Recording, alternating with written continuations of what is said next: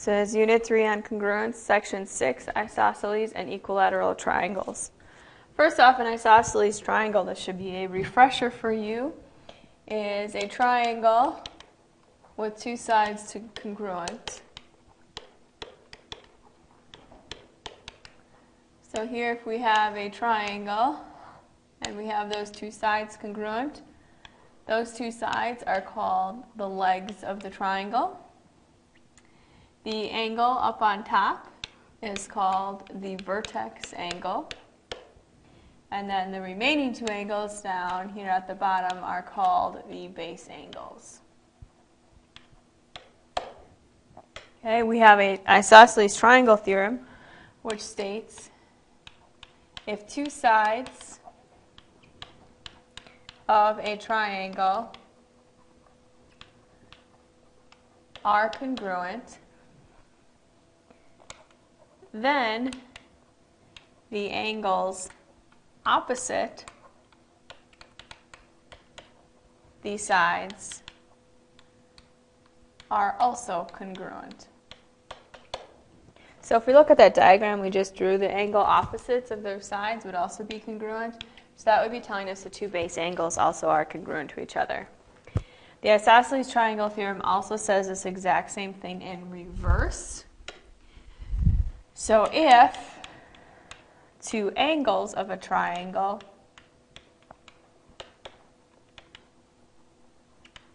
are congruent, then the sides opposite the angles are also congruent. So if we know we have two sides congruent, we know that angles opposite the base angles are congruent. And if we know we have two angles congruent, then the sides opposite are also congruent. Now we have a few corollaries with these. Corollaries, recall, it's just pieces of information that arise because of our theorem. So these corollaries happen because of our isosceles triangle theorem. And the first corollary is that a triangle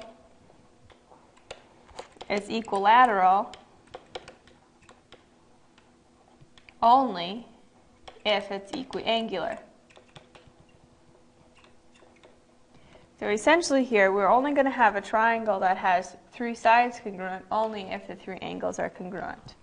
Okay, so if we have a triangle and it's got the three sides congruent, the three angles must also be congruent. So another corollary that then stems from this is that each angle of an equilateral triangle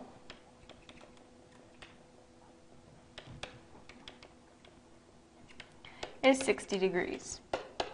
That one's a little bit easier to see here because if we have three angles that are all equal to each other, we know that triangles have 180 degrees. So if we go, well, 180 divided by 3, because there's three congruent angles, is 60.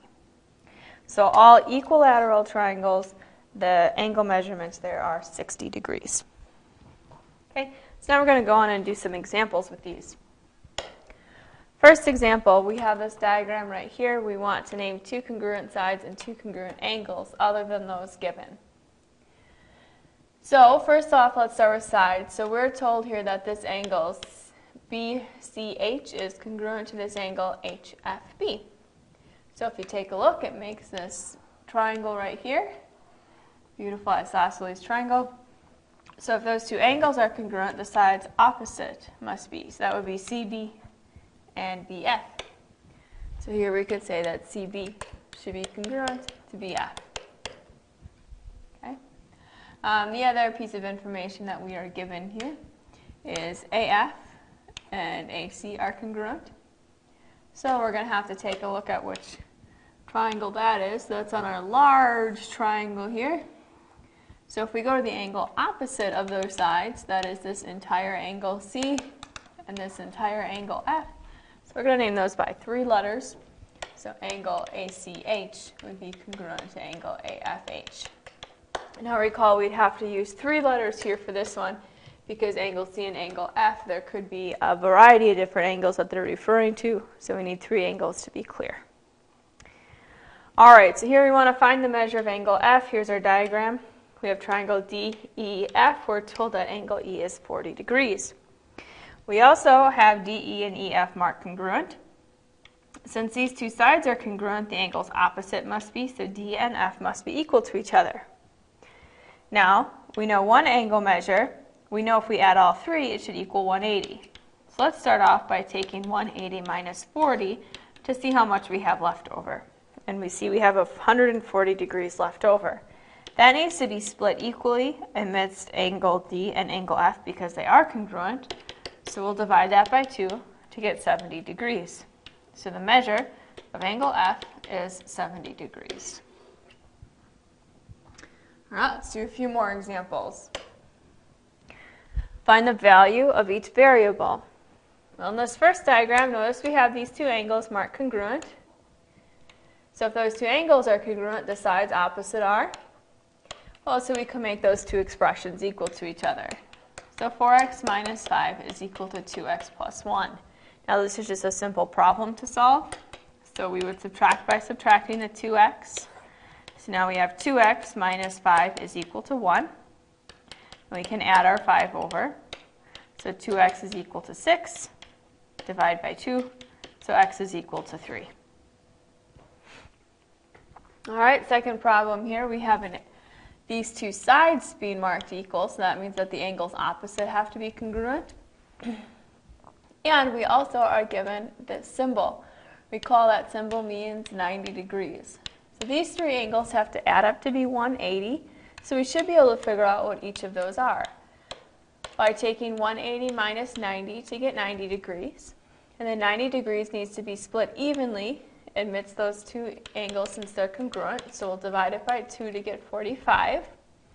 So now we know this angle is 45 degrees and it's also 4x plus 7.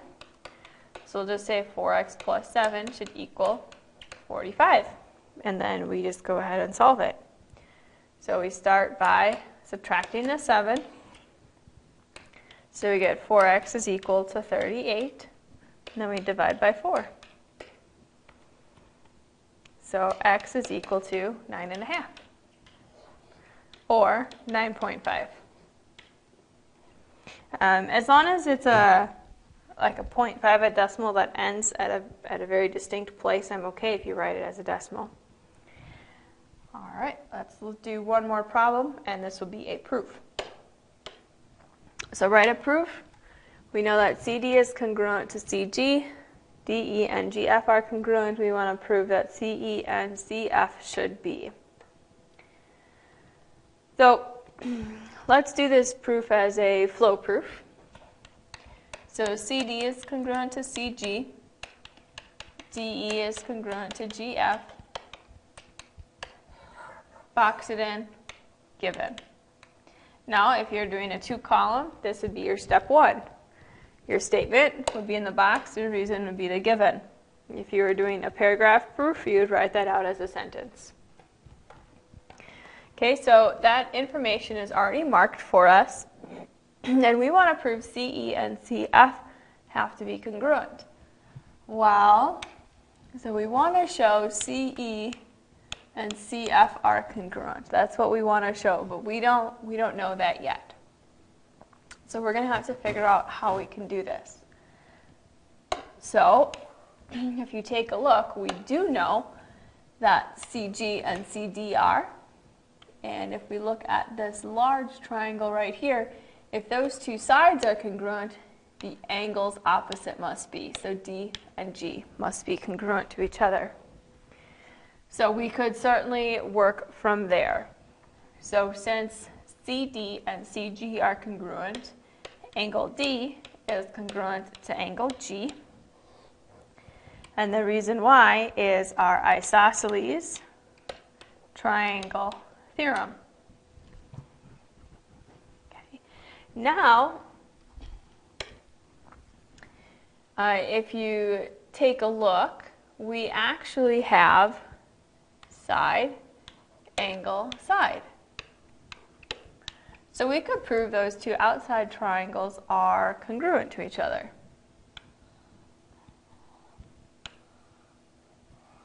Okay, And we can do that because we have side angle side.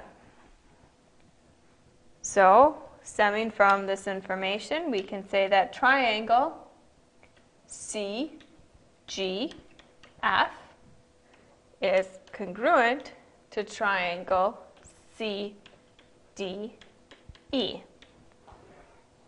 Our reason why? Side, angle, side. Now look, we want to prove CE and CF are congruent to each other, and if you take a look at what we just wrote down for our triangle congruency statement, notice that CE and CF are our first and our last letter. It is also very clear on our diagram that they should be congruent to one another. So stemming from this, we can say that CF, or CE, should be congruent to CF. And the reason why? CPCTC. Recall that means corresponding parts of congruent triangles are congruent.